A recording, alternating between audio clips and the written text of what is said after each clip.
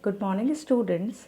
Today we're going to start with our chapter number 1, that is Nature and Significance of Management. In the very first introduction part of this chapter, we're going to understand meaning of management. Now, what do you mean by management?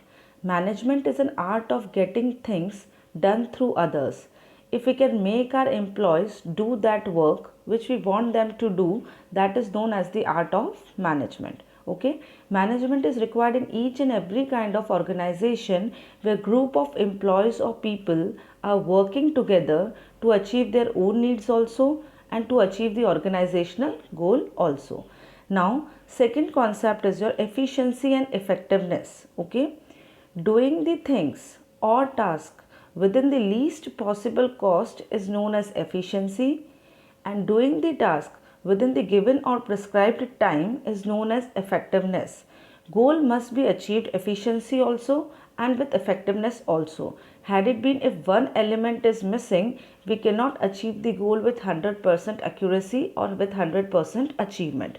So, goals must be achieved simultaneously with efficiency also, that is with minimum cost also, and within the given time also. Coming to the next topic, that is features of management. Features are also known as characteristics of management. Okay, so very first feature of management is goal oriented process. Now, management is a goal oriented process.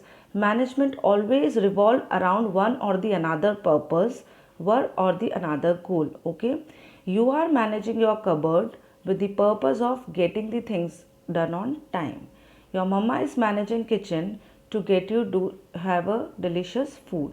Your papa is managing your business to earn a good amount of profit. Okay, you are managing your studies in order to get a good result. That is why management is a goal oriented activity. Each and every management process is circulated among one or the another goal.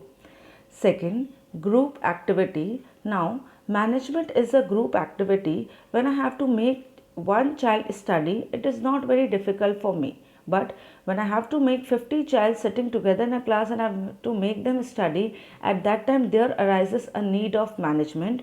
So management is required in each and every kind of organization where group of people coming from different backgrounds, having different functioning patterns, having different needs are working together at one place. Coming to the third one, that is intangible force.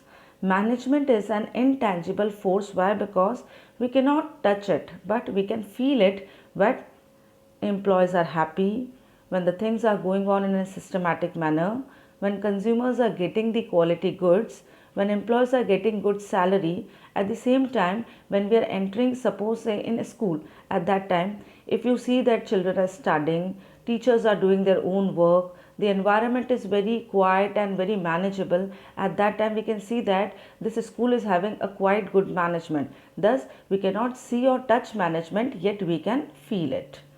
Next, that is fourth one, management is pervasive in nature. Now, what do you mean by pervasive? It means it is required at all the levels of management and in all the kinds of organization. Management is required at top level also. Management is required at middle level also. Management is required at lower level also. Okay, if we take an example of a school, management is there at top level also among William sir, Jessie ma'am, Big sir, Big ma'am. Management is among the teachers also, how to make children study. At the same time, management is required on the part of lower level, that is on the children level also, how they manage their studies. Okay. Now, management is required in profitable organization also and in non-profitable organization also. Your papa is managing your business, that is profitable organization. At the same time, your mama is also managing the kitchen, though it is a non-profitable organization. Thus, it is required in all the kinds of organization and at all the levels. Coming to the fifth one, that is multidimensional. That means management is not seeing on a single perspective, rather it is seeing on a multiple perspective, that is three things simultaneously: work, people and operations. Okay. Now, what is the work and how the work is managed? With the help of management, work is being managed by breaking the whole lump sum task into the smaller jobs. Okay, एक बड़े काम को छोटे छोटे टुकड़ों में divide किया जाता है और फिर उसे किया जाता है. This is how is known as management of work. Coming to the next one, management of people. Management is also just keeping an eye upon the people or employees who are coming from different background, having different working patterns, habits and different needs. This is how management manages the people. Last one, management also manages several kinds of operations in the organization, say purchasing, selling, finance, accounts, storage. At the same time, management also handles the operations of converting the raw material into the finished goods.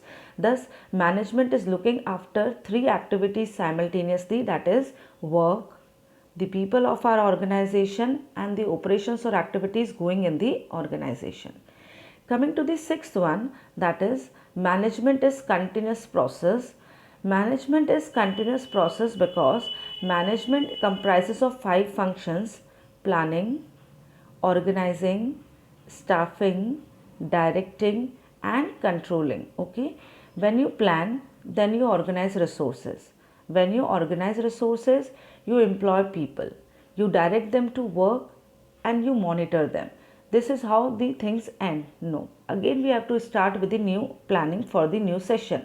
This is how management is a continuous process. If William sir is managing 12th class for 1 year, that doesn't mean the school will going to get over. As soon as those 12th students will going to get pass, again we'll have to manage the new session of 12th with the new people. Okay, coming to the last one, that is management is a dynamic function. Management is also known as a dynamic function because it has to be changed according to the changing needs of an environment. I'll give you an example. Okay, in the earlier days, kitchen were managed on floor itself. With the passage of time, management of kitchen is also being changed. Now the kitchen is maintained on a platform. Now there is a trend of modular kitchen. So it has to be changed according to the changing needs. Okay. Again, I'll give you an example. Earlier, all the accounts and all the transactions of business were recorded in that of red register, that is known as Bahi Khata. With the passage of time, now it is maintained in that of our computer system, that is known as management is dynamic in nature.